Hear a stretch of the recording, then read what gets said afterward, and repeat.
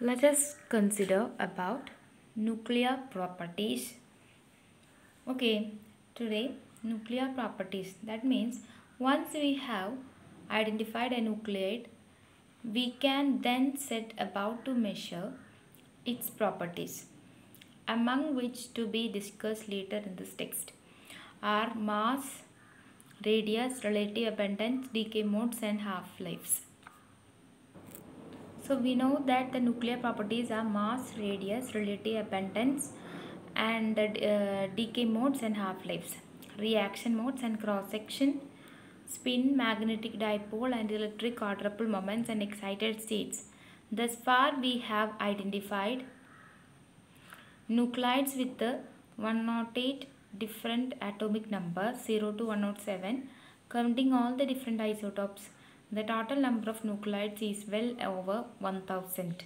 Okay, we have total number of nuclides over 1000. Okay, and the number of carefully studied new nuclide is growing rapidly owing to new accelerators dedicated to studying the isotopes far from their stable isobars. Here the stable nuclei are shown in the dark shading and non-radioactive nuclide are in the light shading. Here we have the stability nuclei. A stable nuclei is in the figure, and in the light shade they are the radioactive nuclide. Okay, and the figure 1.1 shows the representation of stable and non-radioactive nuclides. As one might expect, cataloging all the measured properties of these many nuclides is the formidable task. An equally formidable task is the retrieval of that information. If we require the best current experimental value of the decay modes of an isotope or spin, magnetic moment of another, where do we look? Nuclear physicists generally publish the results of their investigations in journals that are read by other nuclear physicists. In this way, researchers from distant laboratories are aware of one another's activity and exchange ideas. Some of the more common journals in which to find some communications are Physical Review Section C, Physical Review Letters Section B and Nuclear Physics Section A, and Journal of Physics Section G. These journals are generally published monthly, and by reading them or scanning the tables of contents, we can find out about the results of different researchers. So from these journals we can get the ideas of currently going research and what their findings, etc.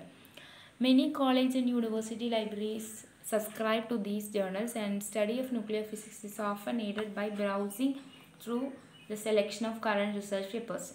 Unfortunately, browsing through current journals usually does not help us to locate the specific nuclear physics information we are seeking, unless we happen to stumble across an article on that topic. For this reason, there are many sources of compiled nuclear physics information that summarize nuclear properties and give reference to the literature, where the original publications may be consulted. A one-volume summary of the properties of all non-nuclides is the Table of Isotopes, edited by M. Lederer and V. Shirley. A copy of this indispensable work is owned by every nuclear physicist. A more current updating of nuclear data can be found in nuclear data sheets, which not only publish regular updated collections of information of each set of isobars, but also give an annual summary of all published papers in nuclear physics classified by nuclide. This information is published in journal form and is also carried by many libraries. It is therefore a relatively easy process to check recently published work concerning a certain nuclide. Two other review books are Atomic Data and Nuclear Data Tables, which regularly produce the compilation of all nuclear properties, and the Annual Review of Nuclear and Particle Science, Annual Review of Nuclear Science. These are the annual reviews which gives the all about the idea of this current research ideas. And what about the units and dimensions? In nuclear physics, we encounter lengths of order of 10 raised to minus 15. 10 raised to minus 15 is the, which is 1 femtometer. We know that 1 femtometer is equal to 10 raised to minus 15 meter. This unit is colloquially known as 1 Fermi, in honor of the pioneer Italian-American nuclear physicist Enrico Fermi. Nuclear sizes ranges from 1 Fermi for a single nucleon to about 7 Fermi for the highest nucleon. The time scale of nuclear phenomena has an enormous range. Some nuclei such as helium-5 and beryllium-8 break apart in times of the order of 10 raised to minus 20 seconds. Many nuclear reactions takes place on this time scale, which is roughly the length of time that the reacting nuclei are within range of each other's nuclear force. Electromagnetic decays of nuclei occur generally within lifetimes of order of 10 raised to minus 9 seconds to 10 raised to minus 12. Minus 9 is termed as nanosecond, minus 12 is termed as picosecond, but many decays occur with much shorter or longer lifetimes. Alpha and beta decays occur with even longer lifetimes, often minutes or hours, but sometimes thousands or even millions of years. Okay, so this the paragraph which discuss only the time scale of the reactions.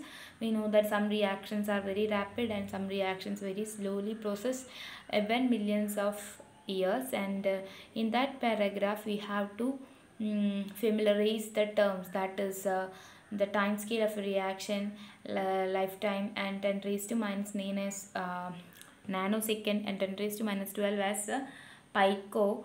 That is the ideas from this paragraph.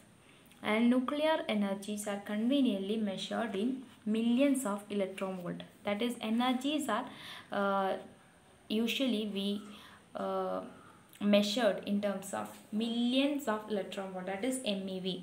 1 electron volt, we know that 1.602 into 10 raised to minus 19 joule is the energy gained by a single unit of electronic charge when accelerated through a potential difference of 1 volt. If when we are given an electron with a 1 volt charge, we know that the energy gained by the electron, that is 1 electron volt, that is equal to 1.602 into 10 raised to minus 19 joule. Typically, beta and gamma decay energies are in the range of 1 million electron volt. We know that the decay energies are in the range of 1 million electron volt for beta and gamma energy decay. So first of all, we need to understand that is energy, nuclear energy which is termed in million electron volt, that is 1 electron volt, that's equal to 1.602 in 10 raised to minus 19. And low energy nuclear reactions takes place with the kinetic energy of order 10 MeV. Such energies are far smaller than the nuclear rest energies, and so we are justified in using non-relativistic formulas for energy and momentum of the nucleons, but beta decay electrons must be treated relativistically. Okay,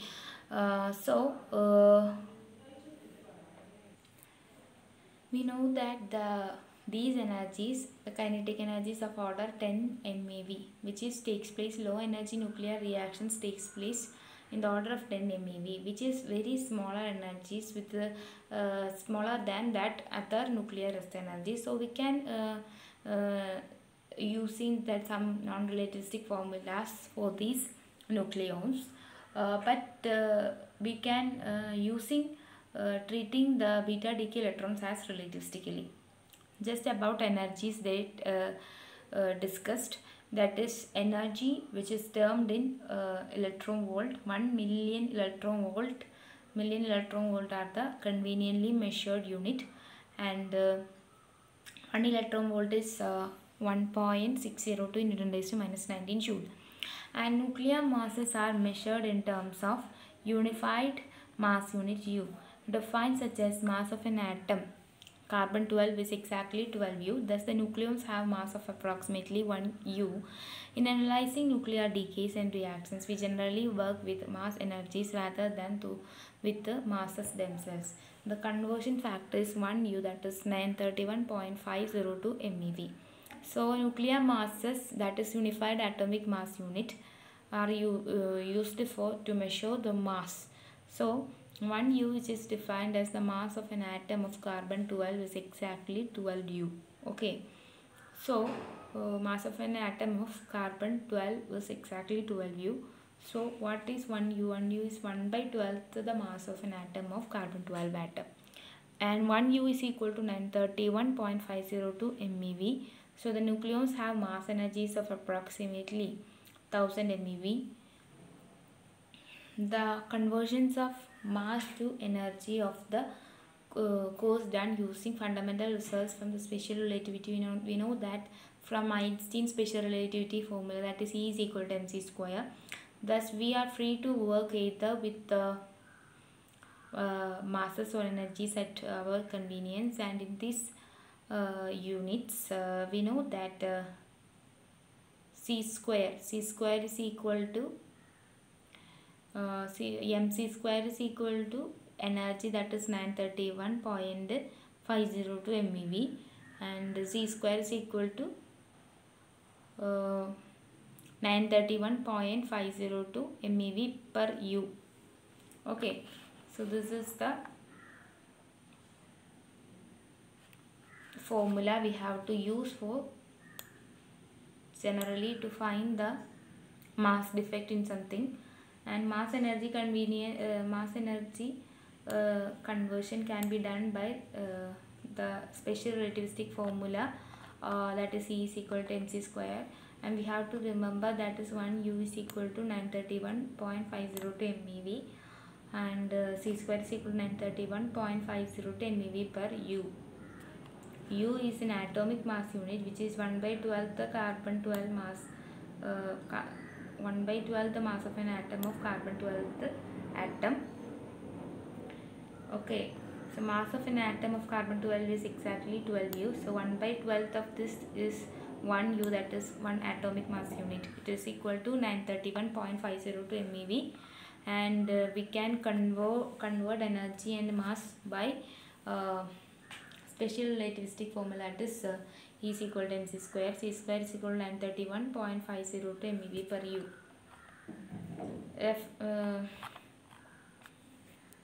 So this is all about units and dimensions. So in nuclear physics, we used for measuring lengths, that is Fermi, that is 10 raised to minus 15 Fermi, and we are using time scale for a nuclear phenomena, that is we used here, that is nanoscale and picosecond is there, and the energies which can be commonly represented by million electron volt, that is 1 electron volt, that is equal to 1.602 into 10 raised to minus 19, and we can represent the mass by atomic mass unit U, and that is energy can be equal to mc square, E is equal to mc square by relativistic formula, and c square is equal to 931.502 MeV per U.